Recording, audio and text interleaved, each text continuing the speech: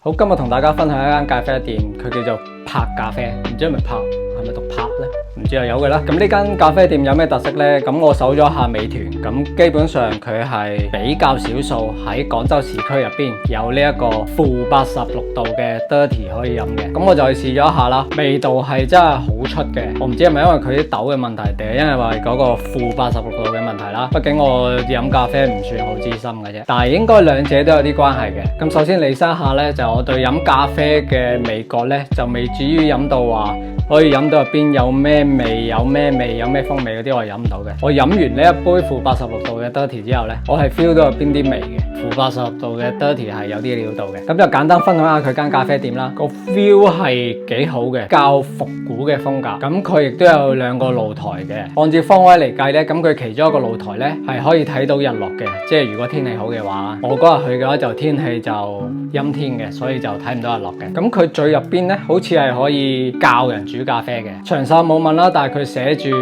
咩咖啡研究室咁樣嘅，咁應該係可以俾人學嘅。咁佢裏邊啲書呢，就唔係全部都可以睇嘅，包裝咗嗰啲呢，就唔可以睇嘅。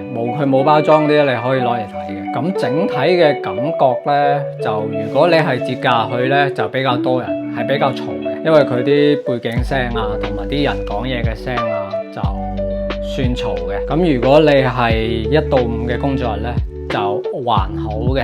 我個人覺得都算靜嘅，雖然佢喺天台，但係喺夏天嘅時候，你話熱唔熱呢？就唔算熱嘅，因為佢有幾台嘅大空調。咁同埋如果你真係想要一個好靜嘅空間，佢好似係有2間房可以俾你租嚟用嘅，即係你可以攞嚟讀下書啊，或者辦公啊都可以嘅，好似係。咁我冇問店裏邊嘅員工啦，咁因為我係睇到有人係可以將嗰間房lock住咗佢嘅，咁應該你可以 lock 得間房嘅話，咁應該你係可以租嘅。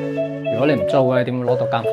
咁如果你係想拍一啲復古懷舊嘅相呢，咁喺嗰度係比較適合嘅，盡量唔好干擾到人咯。因為我去呢，就有啲人喺度畫畫啊，有啲人喺度辦公啊，有啲人喺度傾偈啊。即係如果你影相太大動作呢，就會影響到人哋。咁所以如果去影相嘅時候呢，就要注意啲啦。咁同埋佢嘅廁所係好吊詭嘅。佢間咖啡店喺天台6樓，咁你要去廁所呢，你就要落翻去2樓同3樓先可以嘅。咁如果你係單兵一個人嚟，又突然之間想去廁所，咁呢下就尷尬啲。除非你身上冇乜貴重物品，咁就冇所謂。如果有嘅話，就要跟一跟身啦。畢竟一上一落，好容易俾人攞走都唔知嘅。OK， 今日嘅分享就到呢度，得閒吹水。